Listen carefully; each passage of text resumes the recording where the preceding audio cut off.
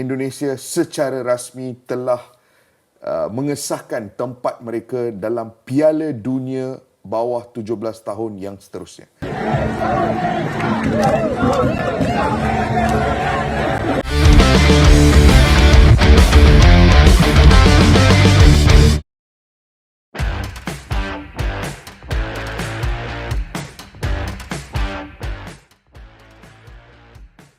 Timnas Indonesia U17 seperti yang kita tahu telah memastikan diri untuk lolos sebagai pemuncak klasemen grup C. Adakah Nova Arianto menyapu bersih 3 pertandingan dengan kemenangan. Sebagai pemuncak grup C, Piala Asia U17 2025, Timnas Indonesia U17 bakal bertemu dengan runner-up grup D. Yang mana dari hasil pertandingan terbaru, Korea Utara yang menempati posisi tersebut. Menariknya di laga Korea Utara melawan Oman telah terjadi gol di menit akhir. Hal itulah yang membuat Korea Utara pada akhirnya terhindar untuk melawan Korea Selatan. Padahal Korea Utara sendiri sempat unggul lebih dulu berkat Kim Yoo-jin di menit ke-10. Oman memang sempat membalasnya lewat gol Al-Mamari pada menit ke-65. Akan tetapi Korea Utara bisa berbalik unggul dari gol Ri Kang-rim pada menit ke-74. Nah, ternyata jelang pertandingan berakhir Oman bisa membuat gol. Adalah Salman yang mencetak gol penyeimbang di menit ke-90+8. Gol itu pun membuat Korea Utara harus finish di urutan kedua grup D Piala Asia U17. Sedangkan posisi pertamanya adalah Tajikistan yang mengalahkan Iran. Maka dari itulah duel antara Korea Selatan dan Korea Utara tidak terjadi.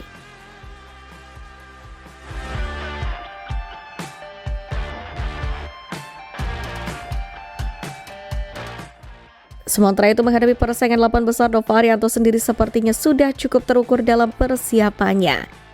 Apalagi pelatih Timnas Indonesia U17 tersebut telah menjadikan laga terakhir melawan Afghanistan sebagai sebuah pertandingan berbalut eksperimen. Menyedot laman Match Report ALC, nama-nama yang menjadi pengangkat bangku cadangan di 2 laga sebelumnya seperti Putu Ekayana, Ida Bagus maupun mereka yang menjadi pemain pengganti seperti Ilham Ramadona, Raffi Rashid, Joel Solong, dan Dava Zaidan diberikan kesempatan oleh Coach Nova untuk mengisi 11 pertama. Dari sini Nova Arianto pada akhirnya tahu ada 2 penyakit lawas yang kerap dimiliki oleh para pemain Timnas Indonesia.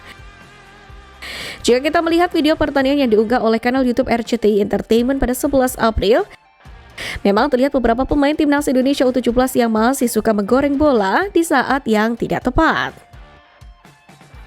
Meskipun secara garis besar para pemain Timnas Indonesia bermain bagus di laga itu, namun demikian di beberapa kesempatan mereka juga terlihat tak bagus dalam menjalin komunikasi. Seperti contohnya pada menit ke-39 terjadi miskomunikasi antara lini pertahanan dan juga penjaga gawang. Beruntung sepakan Afghanistan tak presisi sehingga tak menghasilkan gol bagi mereka. Lalu pada menit ke-41, miskomunikasi pun juga terjadi di lini pertahanan Indonesia. Tentu bisa menjadi catatan penting bagi Nova Arianto dalam mengarungi persiapan babak 8 besar.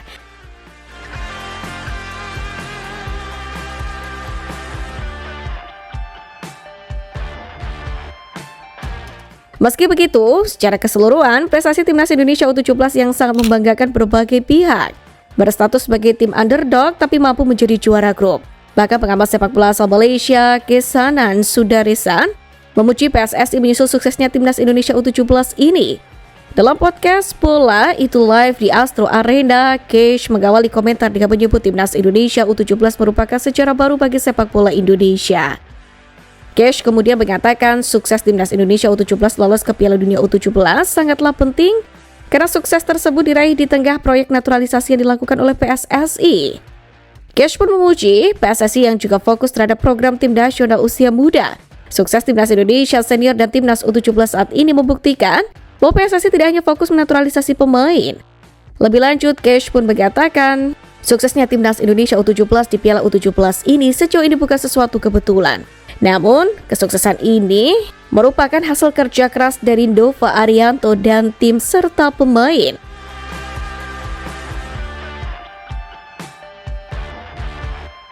Uniknya, meski berbagai pujian dan pengakuan datang dari banyak pihak, bahkan luar negeri untuk Timnas Indonesia, justru pengamat dalam negeri sibuk sendiri untuk mencari celah guna mengkritisi. Kritikan itu salah satunya dilontarkan oleh Akmal Marhali yang menilai jika gaya permainan Timnas Indonesia tidak efektif. Menurutnya, Novarianto lebih baik memakai taktik total football agar permainan tidak monoton. Novarianto seharusnya belajar pada Patrick Kluivert yang berhasil menguasai dan menerapkan taktik total football dengan efektif. Baginya, pendekatan tersebut akan jauh lebih dinamis dan pola serangan timnas Indonesia U17 akan lebih efektif, yakni dalam permainan. Postingan itu pun lantas dikomentari oleh sejumlah netizen, bahkan menyindir hasil debut Kluivert saat melawan Australia melawan Bahrain kemarin. Rasa tidak puas juga sebelumnya disampaikan oleh Bung Toel yang dikenal sebagai komentator dan analis tajam di dunia sepak bola nasional. Ia bahkan menilai lolosnya timnas U17 ke Piala Dunia dilakukan dengan cara yang menurutnya tidak layak. Secara sepak bola tidak mengesankan, secara performa jauhlah lolos tapi tidak pantas. Padahal capaian ini bak angin segar untuk sepak bola Indonesia yang tidak berhenti dari huru hara. Bagaimana tidak, mereka seakan gak sadar bahwa liga lokal kembali mengundang kontroversi yang mana yang terbaru, drawing Liga 4 diwarnai penuh mafia.